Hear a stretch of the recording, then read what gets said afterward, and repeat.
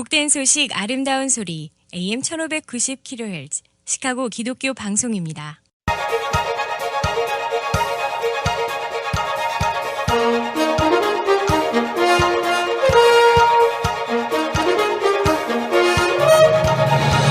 김정일 해설위원의 시사 해설. 세상을 넓게 봅니다. 삶의 지평이 넓어집니다.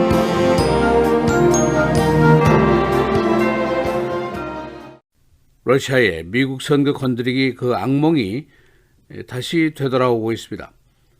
바로 지난주에 정보당국이 하원 정보위원회 의원들에게 비공개 브리핑을 했습니다. 그 요점은 러시아가 2020년 선거에서 다시 미국 선거에 영향력을 주기 위해서 개입을 시도하고 있다 하는 것이고, 러시아의 목표는 트럼프의 당선을 선호하고 있다 하는 것입니다.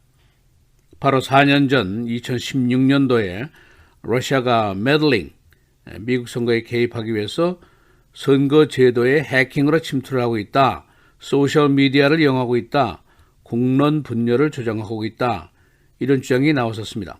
트럼프 대통령 당시에 이런 정보 진영의 보고 분석을 전혀 인정하지 않았었습니다. 이것은 정치적인 음모고 날조다, 학수다, 그리고 딥스테이트, 정보 진영 안에 있는 불순분자들의 소행이다 라고 강력하게 주장을 해왔습니다. 그 이후에 말로 특검이라든가 또는 정보 진영의 수장들이 나와서 이 사실을 재차 확인을 했지만은 트럼프의 그 불신을 되돌릴 수는 없었습니다. 어떻게 보면은 말로 특검 사태라든가 탄핵 사태도 사실은 이 러시아 선거 개입 문제에서 시초가 됐다고도 볼 수가 있습니다. 이런 배경 속에서 바로 지난주에 정보 진영의 고위 관리들이 연방 하원 정보위원회에 나와서 2016년 당시와 비슷한 소리를 하게 된 것입니다. 당연히 트럼프 대통령의 노기가 충천했고, 당장 D&I 정보국장을 교체하라는 명령이 떨어졌고, 또 탄핵 후 그의 측근 관리들에 대한 숙청 작업, 이것이 더 신속하게 진행이 되고 있습니다. 그래서 오늘은 정보 진영의 하원 브리핑 내용은 어떤 것인지, 이것에 따른 정치권의 파급 영향은 어떤 것인지 알아보겠습니다. 바로 지난주 2월 13일 목요일입니다. 정보 관리들이 하원 정보위원회에 나와서 비공개 브리핑을 했는데, 그 내용은 말씀드린 대로 러시아가 다시 2020년도 미국 선거에 개입해서 영향을 주려고 시도를 하고 있다. 그들이 트럼프의 당선을 선호하고 있다. 또 민주당 본부도 해킹하려고 한다. 그런 내용들이었습니다. 이 브리핑은 일상적으로 행해지는 정보 진영의 의회 정보위원회에 대한 보고 행사였습니다. 그런데 이 사실을 뒤늦게 한 트럼프 대통령이 대노해서 D&I의 조셉 마구얼 국장을 아주 호되게 질책을 했습니다. 그리고 갈아치우기로 작정을 했는데, 후임에는 다글라스 콜린스, 조지아의 공화당 하원 의원으로 알려지고 있습니다. 그런 트럼프에 대한 최고의 충성파 정치인이고 탄핵 정국에서도 큰 역할을 한 장본인입니다. 2월 13일 브리핑에는 민주당, 공화당 양당의 의원들이 모두 참석을 했었고, 그 브리핑의 제목은 다가오는 선거의 모습, The Integrity of Our Upcoming Election, 이렇게 되어 있었습니다. 트럼프 대통령이 대노한 이유는 그의 정적인 애덤 시프, 하원 민주당 정보위원장이 브리핑에 참석한 것이고, 그가 이 정보를 무기화해서 정치적으로 이용을 하게 될 것이다 하는 이유를 들면서 화가 났었습니다. 그러나 이 브리핑을 담당했던 피어넌 정보관리는 그의 정보 분석관의 결론은 한 개 정보기관의 결론이 아니고 다수의 에이전시들의 분석을 종합한 것이다 라고 사전에 설명을 했었습니다. 이 트럼프 대통령과 정보관리들과의 불화는 오래된 것입니다.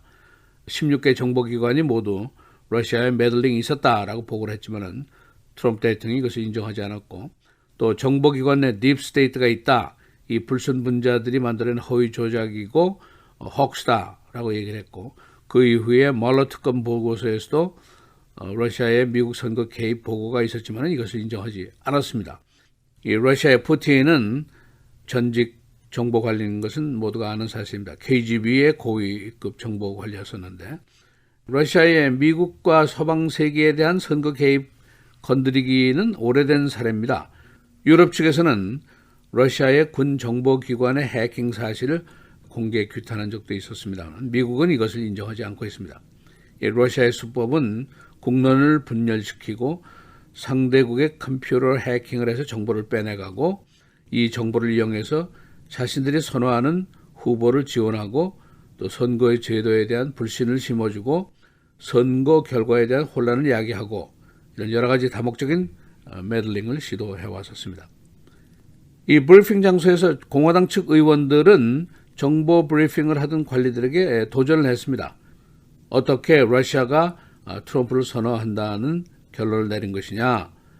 지금 트럼프가 나토를 강화했고 유크레인에게 신무기를 제공했고 러시아에 대해서 샌크션을 강하게 했고 그래서 그들이 트럼프를 선호할 이유가 없는데 증명해보라 라고 도전을 했습니다.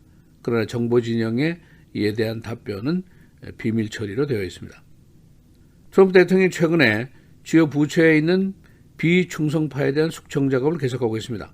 굉장히 광범위하게 벌어지고 있는데 법무부, NSC, 펜타곤, 스테이트 디파트먼트 등 여러 곳입니다. 션 디클리 화이트하우스의 비서관이 숙정이 됐고 NSC의 루테나 코널 알렉산더 빈만이 숙정이 됐고 EU의 대사였던 고든 선랜드도 물러났습니다. 그 외에 화이트하우스 내의 여러 고위 비서관들도 숙정이 됐습니다. 이 새 리포트에 대한 반응, 민주당 공화당이 아주 상이합니다. 탄핵에 대한 이견처럼 양극화된 의견은 계속해서 다른 방향으로 진행이 되고 있습니다. 우선 FBI 디렉터인 크리스토퍼 레이가 바로 지난달에 상원법사위원회出석에서 러시아가 계속해서 미국 선거에 영향력을 행사하려고 시도하고 있다. 해당국에 분열과 마찰을 심어주려는 노력을 하고 있고 민주제도, 특히 선거제도에 대한 불신 심기를 위한 것으로 보고 있다라고 보고를 했습니다. 그러나 공화당 측에서는 트럼프의 러시아 샌크션 등을 이유로 들어서 러시아의 트럼프 당선 선호 의견은 당파적인 것이다 라는 비난을 했습니다. 그러나 반대쪽에서는 시리아에서 미군이 철군했고 2016년도의 선거 개입을 러시아가 아니라 유크레인이라고 트럼프가 얘기를 했고 네토에 대해서 비난을 했고 유럽 세력의 단합을 저해하는 발언을 자주 했고 그래서 러시아에 선호하는 목적에 부합하고 있다라는 반론을 제기했습니다. 2017년도 정보진영이 분석 보고서를 제출했었는데 러시아가 2016년도 선거 개입을 지시를 했고 당시에 트럼프 당선 선호 의견을 분명히 했다라고 평가를 했습니다. 그러나 공화당 측에서는 그가 미국 정치권의 혼란을 야기시킬 시도로 이런 짓을 했다라고 분석을 했습니다. 그러나 트럼프 대통령 자신은 러시아의 개입 자체를 부정하고 있습니다. 정보진영 보고도 무시를 하고 있고 오히려 정보진영 내에 반트럼프 세력, 딥스테이트가 존재하고 있고 이들이 조작해놓은 스토리다라는 의견을 굽히지 않았습니다. 주요 언론들의 보도를 요약하면은 정보진영이 러시아가 미국의 2020년도 선거를 겨냥해서 매들링을 계획하고 있다는 것을 인지하고 있다. 또 미국이 이를 방지하려고 하고 있지만은 이를 무력화할 수 있는 새 전략을 세웠는지에 대해서는 확실치 않다. 이런 보도들을 하고 있습니다. 그러니까 미국의 정보 진영이 러시아의 의도는 충분히 파악을 하고 있지만은 그들의 새로운 수법을 파악하고 또 이것에 대응할 수 있는 방안을 세운 것인지 여기에 대해서는 확실치 않다는 내용의 보도를 주요 언론들이 하고 있습니다. 시사해설 김재일입니다.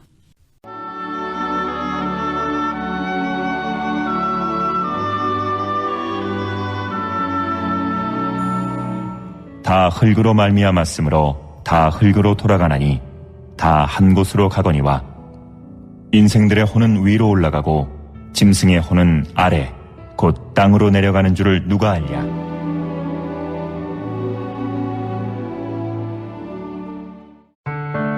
미디어를 통한 세계 선교를 꿈꾸는 KCBS. 이제는 라디오가 없어도 KCBS 시카고 기독교 방송을 실시간으로 청취할 수 있습니다. KCBS 시카고 기독교 방송에서는 쉽고 간편한 라디오 청취 서비스를 제공합니다. 스마트폰 애플리케이션 서비스 안내 앱스토어에서 KCBS를 검색해 시카고 다운타운 그림의 KCBS 아이콘을 무료로 다운받아 설치하시면 스마트폰으로 실시간 KCBS 생방송 청취가 가능합니다. 정규 방송 시간 후에는 CBS 기독교 방송이 실시간 방송됩니다. 또한 시카고 기독교 방송 웹사이트 kcbs1590.org에서 생방송 듣기 메뉴를 통해 KCBS 라디오를 실시간으로 청취할 수 있습니다. 김정일 해설위원의 시사해설 방송도 스마트폰 KCBS 앱을 통해 매일 청취가 가능합니다. KCBS 앱의 왼쪽 상단에 위치한 메뉴에서 J킴 뉴스를 클릭하시면 다시 듣기 서비스가 가능합니다. 또한 페이스북이나 유튜브에서도 김정일 해설위원의 시사해설 진행 방송 청취가 가능합니다. KCBS 실시간 청취 서비스에 관한 자세한 사항은 시카고 기독교 방송 전화 847-583-영원구원 583-영원구원번으로 문의하시기 바랍니다.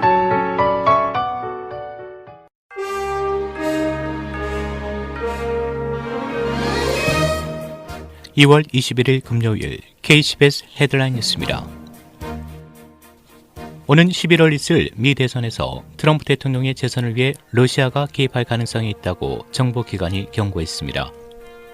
언론에 따르면 미 정보기관 고위 관계자는 지난주 의회에서 의원들을 상대로 한 브리핑에서 러시아가 트럼프 대통령이 대선에서 이기게 하기 위해 선거 방해 공작을 준비하고 있다고 경고했습니다. 언론은 브리핑에 배석했던 익명의 관계자를 인용해 당시 정보기관 직원들이 소셜미디어 공작과 해킹, 선거 시스템 공격 등을 포함한 러시아의 선거 개입 계획을 개괄적으로 설명했다고 전했습니다. 트럼프 대통령이 어제 최고 정보기관인 국가정보국 DNI의 국장 대행 자리에 리처드 그레넬 독일 주재 미 대사를 공식 임명했습니다.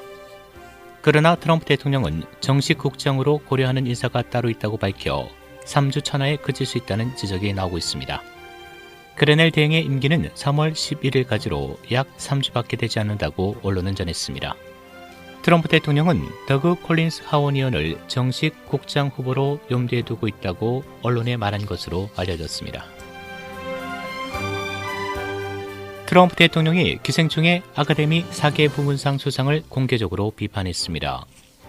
언론 보도에 따르면 트럼프 대통령은 어제 콜로라도 스프링스 선거 유세 연설에서 올해 아카데미상이 얼마나 나빴는지 여러분도 봤을 것이라며 한국에서 온 영화가 상을 받았다고 말했습니다.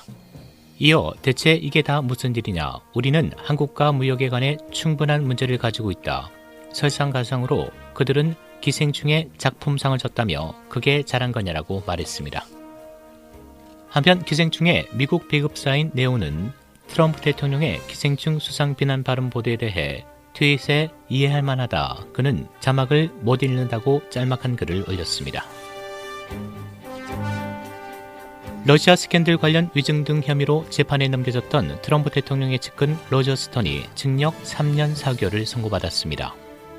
언론은 어제 워싱턴 DC 연방지방법원의 에이미 버먼 잭슨 판사가 스톤에게 징역 40개월을 선고했다고 보도했습니다. 로저 스톤은 또 250시간의 사회봉사를 하고 벌금 $27,000를 내야 합니다. 잭슨 판사는 국가 주요 사안에 대한 합법적인 의회 조사를 방해하는 건 우리의 가장 근본적인 제도, 우리 민주주의의 근간에 대한 위협이라고 지적했습니다. 트럼프 대통령은 지난 10일 법무부 소속 검사들이 스톤에 대해 징역 7년에서 9년을 구형하자 트윗을 통해 직접 스톤을 결백한 사람이라고 옹호하면서 이후 법무부는 재판부에 스톤에 대한 구형량을 낮춰달라고 요구해 사법 개입 논란이 일었습니다. 한국 내 코로나19 확진자가 200명을 넘어섰습니다.